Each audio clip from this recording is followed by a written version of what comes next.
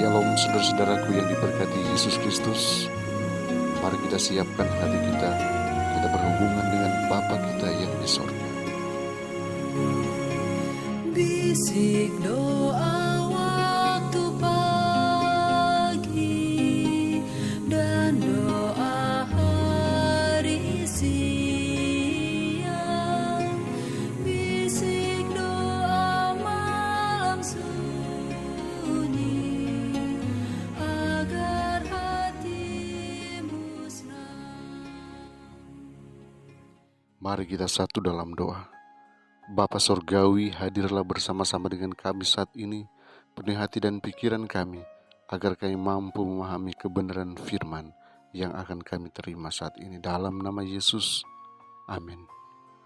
Judul renungan kita hari ini ialah mengubah kehendak kita yang keras kepala kepada kehendak yang disucikan. Ayat inti diambil dari Efesus pasal 6 ayat yang ke-6. Firman Tuhan berkata, sebagai hamba-hamba Kristus yang dengan segenap hati melakukan kehendak Allah. Saudaraku, janganlah seorang pun berkata, saya tidak dapat mengalahkan cacat tabiat saya.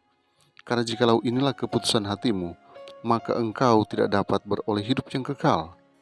Keadaan mustahil itu semuanya berada dalam kehendakmu. Jikalau engkau tidak berkehendak, maka itu tidak akan bisa. Kesukaran yang sebenarnya ialah kecurangan hati yang tidak disucikan dan keengganan untuk menyerah pada kehendak Allah. Apabila ada suatu tujuan tertentu lahir dalam hatimu untuk mengalahkan, maka engkau pun akan beroleh kecenderungan untuk mengalahkan dan akan memperkuat ciri pembawaan yang dirindukan tersebut dan akan ikut serta dalam peperangan dengan usaha yang mantap dan tekun. Engkau akan terlatih suatu kewaspadaan yang terus-menerus atas segala cacat tabiatmu dan akan mengusahakan praktek-praktek yang benar dalam perkara-perkara kecil. Kesukaran untuk mengalahkan itu akan berkurang sementara hati disucikan oleh anugerah Kristus. Alangkah besarnya pekerjaan yang harus dilakukan bagi kita sebagai perorangan. Jikalau kehendak hati kita yang sombong dan keras kepala itu dibenamkan dalam kehendak Allah dan jiwa kita diangkat dari keduniawian kepada suasana yang lebih tinggi dan lebih bersih. Kemauan diri dan kesombongan itulah kejahatan yang membalikkan malaikat-malaikat menjadi roh-roh jahat dan menutup pintu gerbang sorga terhadap mereka. Engkau tidak dapat mengontrol dorongan hatimu, emosimu seperti yang engkau inginkan, tetapi engkau dapat mengendalikan kemauan dan dapat mengadakan perubahan menyeluruh dalam hidupmu.